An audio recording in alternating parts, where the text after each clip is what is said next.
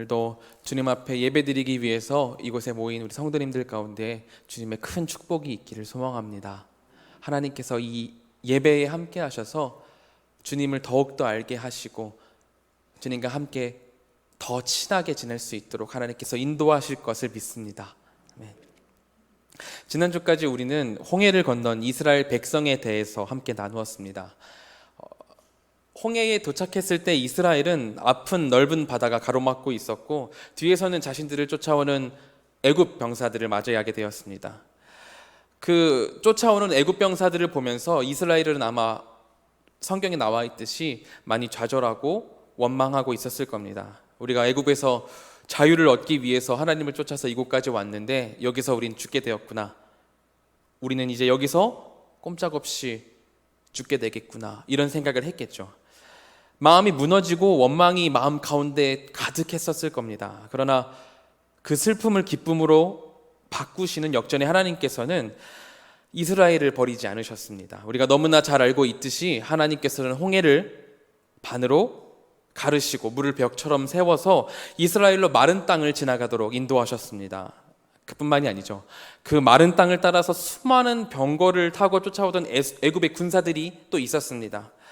하지만 이스라엘 마지막 사람이 그 바다에서 발을 떼는 순간 하나님께서는 그 모든 바다를 흩으셔서 다시 흩으셔서 애굽의 군사들이 수몰되도록 하나님께서 인도하셨습니다. 그 시대의 세계 최강이라고 불리던 애굽의 군대가 하나님의 권능 앞에 무너졌습니다. 이 광경에 대해서 성경은 이렇게 설명합니다. 그 날에 여호와께서 이같이 이스라엘을 애굽 사람의 손에서 구원하심에 이스라엘이 바닷가에서 애굽 사람들이 죽어 있는 것을 보았더라. 세계 최강이었고 누구도 덤빌 생각조차 하지 못했던 그 애굽을 하나님께서는 단순히 당신의 팔을 드셔서 홍해를 가르시고 그 손을 빼셔서 홍해를 흩으심으로 말미암아 단번에 이 모든 것들을 해결하셨습니다. 이것을 온 이스라엘 백성이 직접 목도했고 이 엄청난 광경은 자연스럽게 너무나도 자연적이게 이스라엘 백성들 안에 있는 감격이 탄성처럼 내뿜을도록 그 찬양을 자아내게 만들었습니다. 오늘 본문인 15장 1절부터 21절은 이 탄성적으로 내뿜어지는 찬양에 대해서 기록을 하고 있습니다. 모세의 노래와 미리암의 노래라고 불리는 이 두 노래를 통해서 우리는 그때의 이스라엘 백성들의 기쁨이 얼마나 컸는지를 알 수가 있습니다. 먼저 모세의 노래로 알려진 15장 1절입니다. 제가 한번 읽겠습니다. 이때 모세와 이스라엘 자손이 이 노래로 여호와께 노래하니 일러스되 내가 여호와를 찬송하리니 그는 높고 영화로우시며 말과 그 탄자를 바다에 던지셨습니다. 로다. 단지 하나님께서 행하신 일을 그대로 노래했을 뿐인데 이 감격이 이 설교를 준비하면서 모세의 노래를 계속 읽었던 저에게 충분하게 다가왔습니다. 1절부터 18절까지 이어지는 모세의 노래를 한 번 그리고 두 번 천천히 읽다 보면은 제가 다 설렐 정도로 이 이스라엘 백성들의 기쁨이 얼마나 컸는지 너무나도 잘 나타나고 있습니다. 이렇게 모세의 노래가 잘 나타나는 이유는 왜냐하면 인간 가슴 깊숙한 곳에서 올라오는 그 본능적인 경탄이 지금 이 성경을 통해서 느껴지고 있기 때문입니다. 하나님께서 이스라엘 백성들에게 내리신 그 놀라운 일에 대한 묘사와 그리고 그 일로 애굽뿐만이 아니라 온 나라를 정복하시고 통치하시는 하나님에 대한 찬양을 이 본문을 통해서 우리가 생생하게 느낄 수 있는 거죠. 그리고 이어서 나오는 세 구절에서는 미리암의 노래가 나옵니다. 미리암의 노래는 세 구절로 되어 있는 아주 짧은 시지만 위에 모세의 노래와 똑같은 골자로 되어 있습니다. 19절을 한번 제가 읽어보겠습니다. 바로의 말과 병거와 마병이 함께 바다에 들어가매 여호와께서 바닷물을 그들 위에 되돌려 흐르게 하셨으나 이스라엘 자손은 바다 가운데에서 마른 땅으로 지나간지라. 모세의 노래와 내용이 같죠. 놀라운 능력으로 이스라엘을 구원하신 하나님을 찬양하고 있어요. 하지만 미리암의 노래가 모세의 노래와 다른 점이 있다면 그것은 남성뿐만이 아니라 여성까지도 하나님을 찬양하는 모습을 묘사하고 있다는 겁니다. 20절에 이렇게 나와 있습니다. 아론의 누이 선지자 미리암이 손에 소고를 잡으며 모든 여인도 그를 따라 나오며 소고를 잡고 춤추니.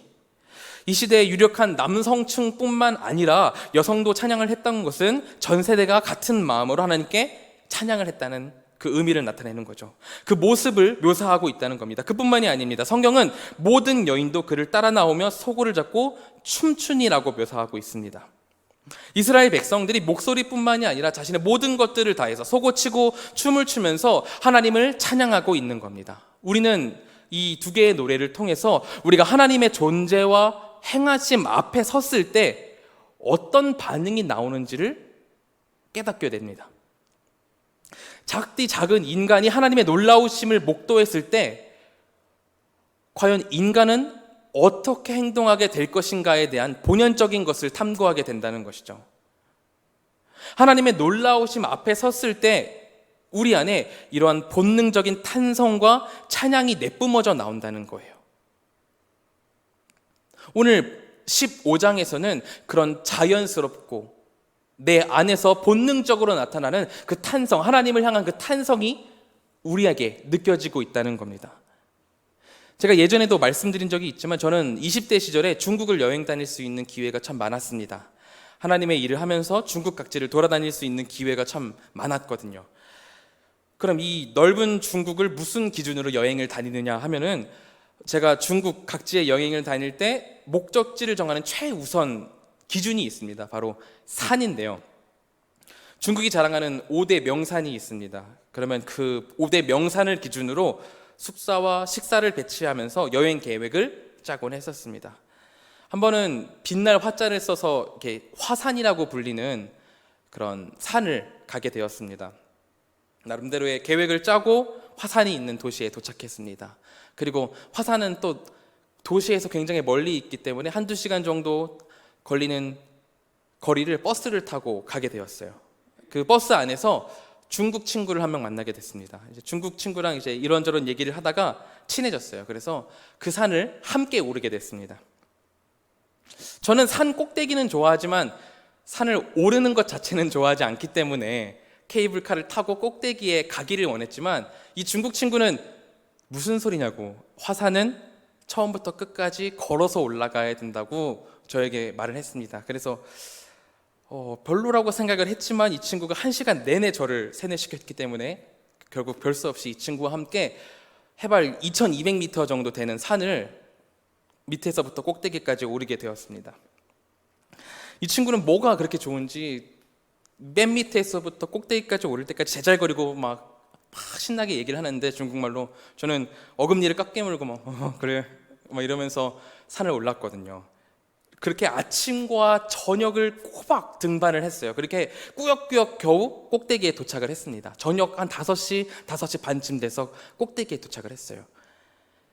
그런데요, 그 2200m 되는 산 꼭대기에 올라서 아래를 내려다 봤는데 그게 너무 웅장하고 멋진 거예요. 그걸 바라봤던 감동이 지금 이 순간까지도 잊혀지지가 않습니다. 바로 그때 제 입에서 나왔던 말이 딱 이 문장이었어요.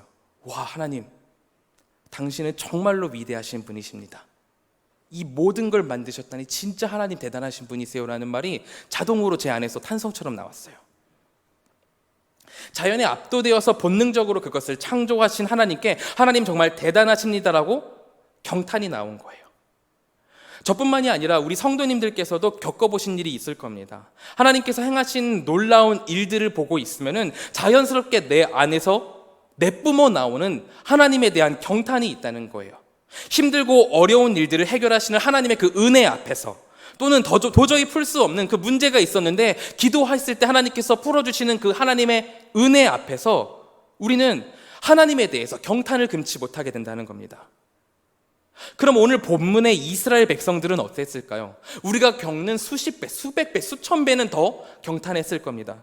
그 놀라운 일들을 겪었잖아요. 바다가 갈라지고 그 길로 걸어가고 애굽의 그 무서웠던 철병거를 단숨에 치우신 그 놀라운 하나님의 임재 앞에서, 그 놀라운 하나님을 향한 그 경험 앞에서 그들의 입에서 자연스럽게 15장에 나오는 이런 찬양이 내뱉어지는 겁니다.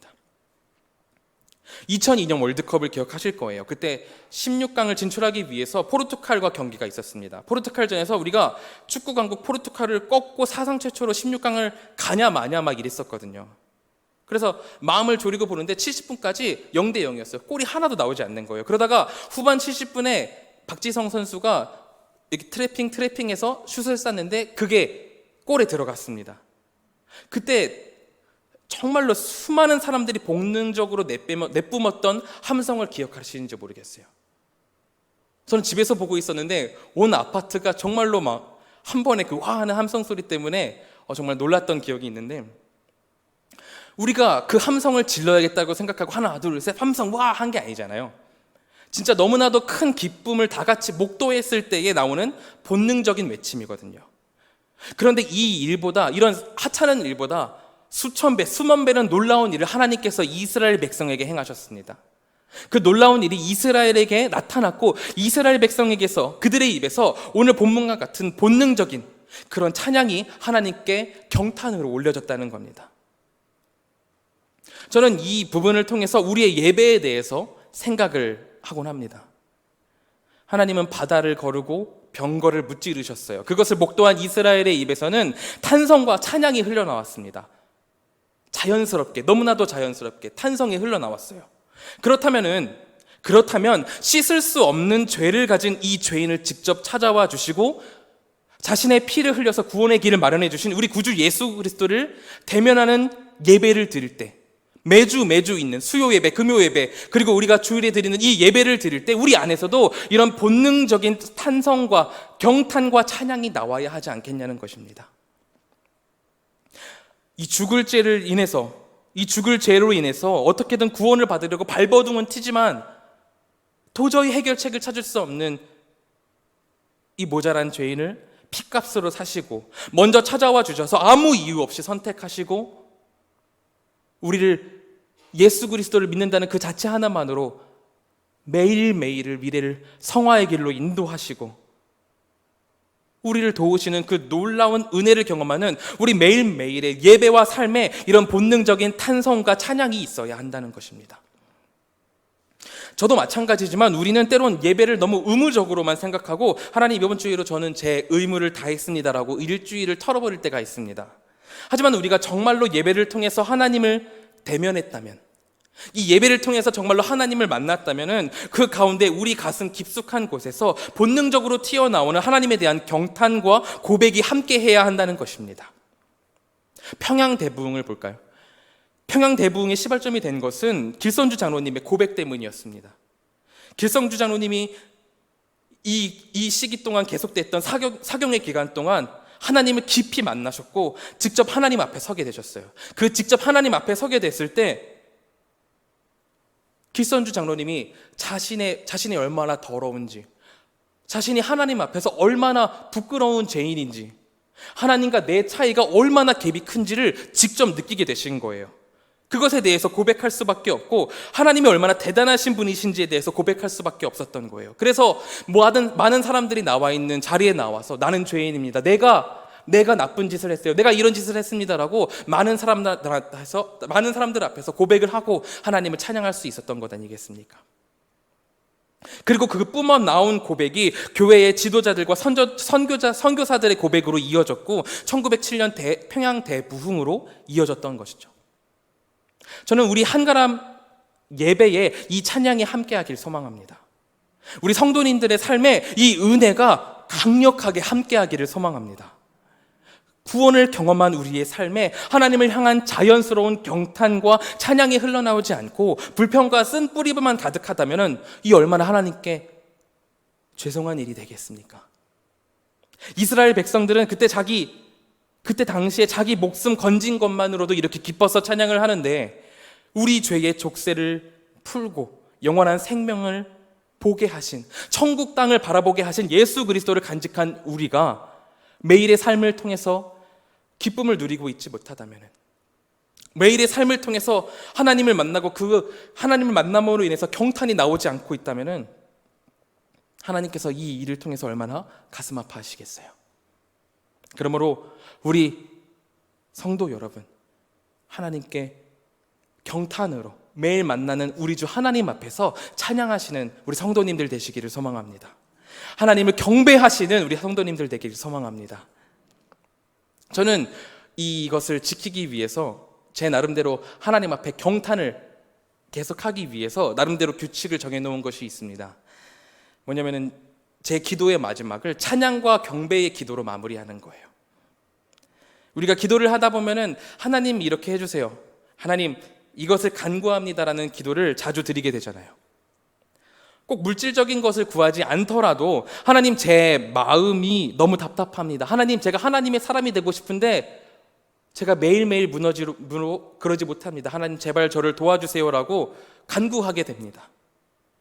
물론 주님의 자녀가 하나님께 간구하는 것은 매우 당연한 일입니다. 우리 아버지이시고 세상을 주관하시는 이에게 우리는 당연히 간구해야 합니다. 그리고 하나님께 이렇게 하나님 제가 하나님의 사람이 되고 싶은데 이렇게 모자랍니다, 도와주세요라고 고백을 한다면은 하나님께서 너무 기뻐하시고 우리를 도와주실 것을 강력하게 믿습니다. 하지만 우리에게 필요한 기도 제목이 한 가지 더 있다는 거예요. 그것은 하나님을 찬양하고 하나님을 높이는 기도가 우리 안에 또 있어야 한다는 것입니다. 높으신 하나님, 주님만 영광 받으시옵소서. 하나님만이 신 중에 신이시고 왕 중에 왕이시며 별 중에 별이십니다.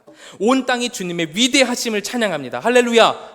이런 식으로 하나님 앞에 우리가 기도할 때에 개인 기도 말고도 하나님 앞에 하나님 영광 받으시옵소서라고 기도할 수 있어야 한다는 거죠. 이런 기도 또한 우리가 함께 할 수 있어야 합니다. 하나님은 우리의 기도를 듣고 계시잖아요.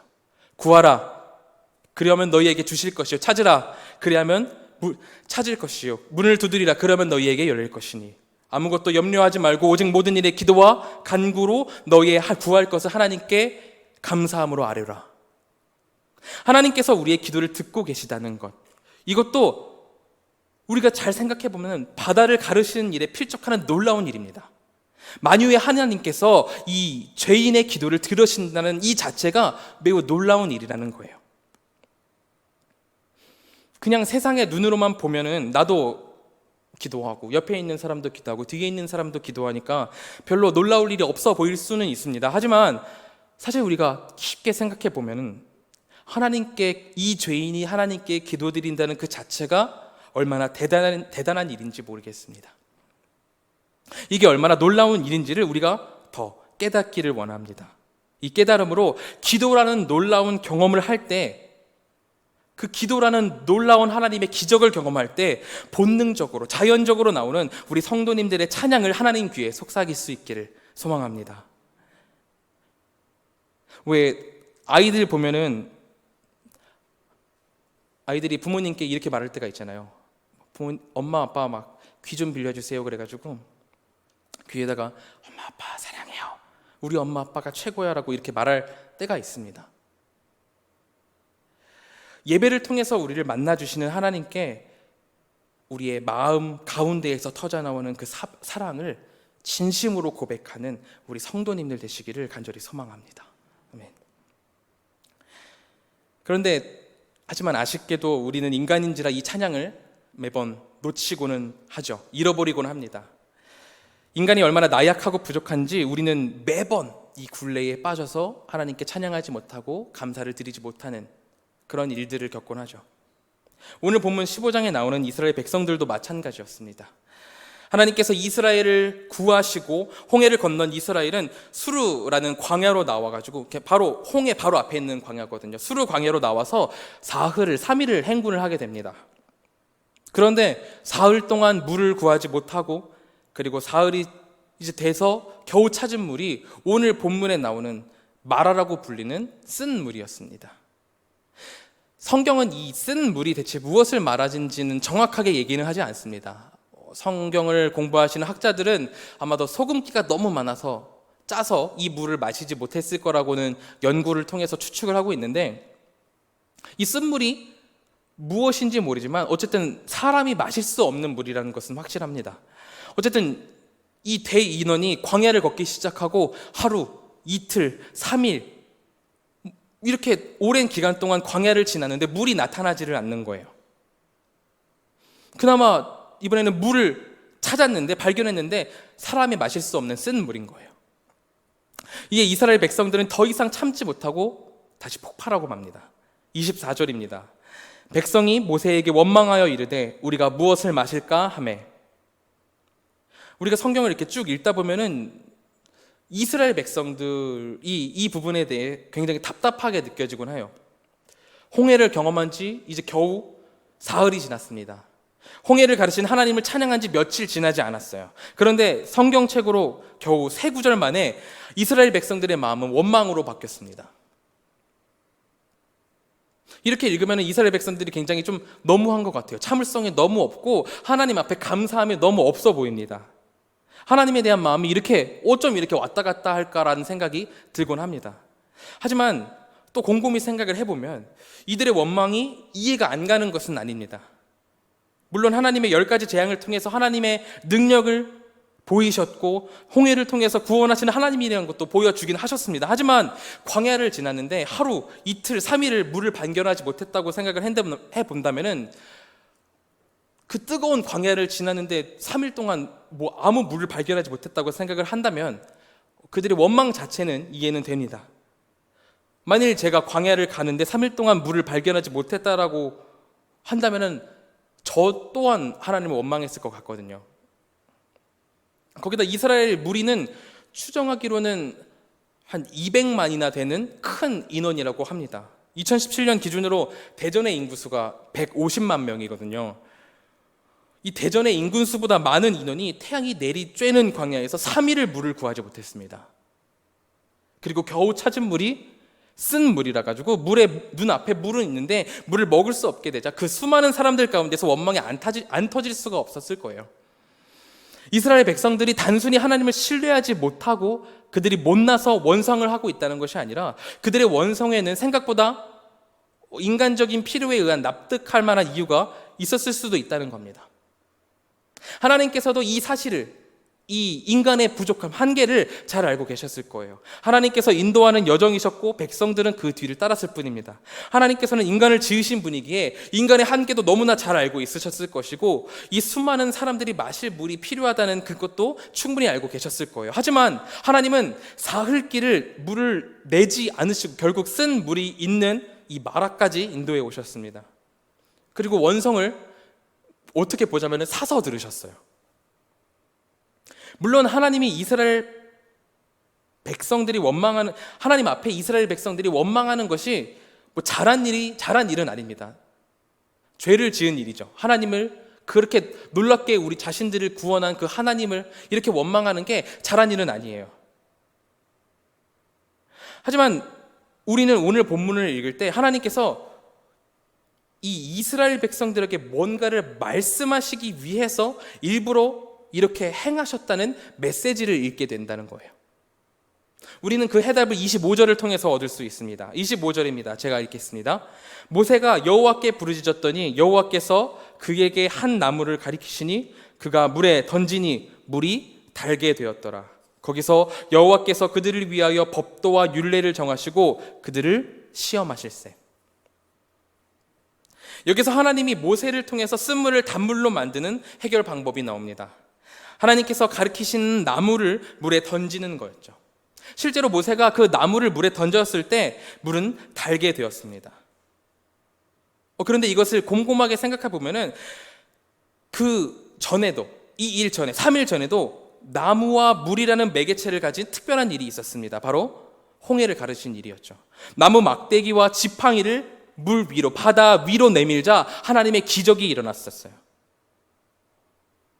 두 사건 모두 백성들의 원망이 있었고 그리고 그로 인한 모세의 하나님에 대한 요청이 있었고 그리고 그로 인한 하나님의 응답이 있었습니다.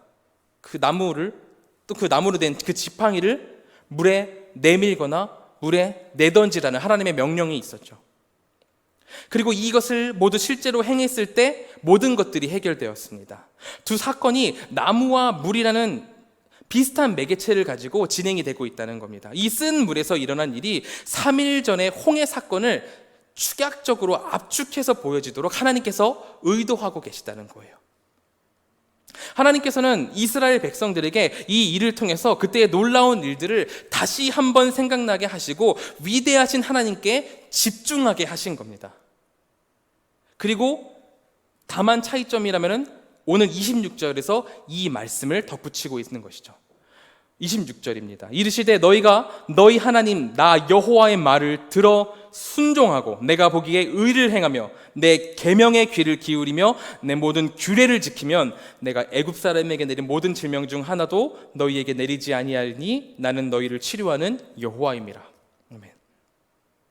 이번에는 하나님께서 하나님과 이스라엘 백성들 사이에 계명과 규례를 만들고 계시다는 거예요. 이 계명과 규례가 어떤 것인지는 성경이 자세하게 나타나지는 않습니다. 하지만 드디어 하나님께서 처음으로 이스라엘 백성들과의 사이에서 해야 하고 하지 말아야 할 것을 만들고 계시다는 거예요. 정하고 계신다는 것이죠. 우리가 남자와 여자가 결혼을 할 때도 엄중한 약속으로 해야 할 것과 하지 말아야 할 것을 다짐하고 결정하지 않습니까? 하다못해 연애를 하더라도 두 사람 사이에서 암묵적으로 해야 할 것과 하지 말아야 할 것이 정해지곤 합니다. 남자가 여자가 사랑이라는 사이로 이 더 특별한 관계가 되기 위해서는 친구 사이와는 다른 특별한 질서와 법칙이 필요하다는 거예요. 하나님께서는 이스라엘 백성들과 더 특별한 관계로 가기 위해서 계명과 규례를 정하시고 이것을 이스라엘 백성들이 제대로 그 머릿속에 콱 박힐 수 있도록 오늘 본문과 같은 충격요법을 쓰고 계신 것이죠. 하나님께서 당신이 선택한 백성과 한 발자국 더 나아간 특별한 관계로 나아가시기 위해서 광야의 첫 시작을 이렇게 진행을 하고 계시다는 겁니다. 이렇게 하나님께서는 당신이 사랑하는 백성과 특별한 관계로 엮이기를 원하십니다. 그렇기 때문에 성경은 하나님과 우리의 사이를 단순한 주종 관계뿐만이 아니라 아버지와 자녀, 그리고 남편과 아내와 같은 여러 가지 특별한 관계로 묘사합니다. 그러므로 우리는 지금 우리가 하나님과 어떤 위치에 있는지, 우리가 멀어진 관계에 있는 건 아닌지, 아니면 하나님과 특별한 관계로서 가까운 거리에 있는 것인지 우리의 위치를 점검하고 살펴볼 수 있어야 합니다. 왜냐하면 우리가 주님과 특별한 관계로 엮일 때에만이 우리는 무슨 상황에서든지 풍요함에, 풍성함에, 그리고 평화로움에 거할 수 있기 때문입니다. 오늘 이스라엘 백성을 보면은 그들의 변화 자체가, 그들이 감정이 막 변하잖아요. 하나님 앞에서 원망했다가 기뻐했다가 다시 원망했다가 계속 이러는 감정적인 변화들이 상황에 따른 것임을 알 수 있습니다.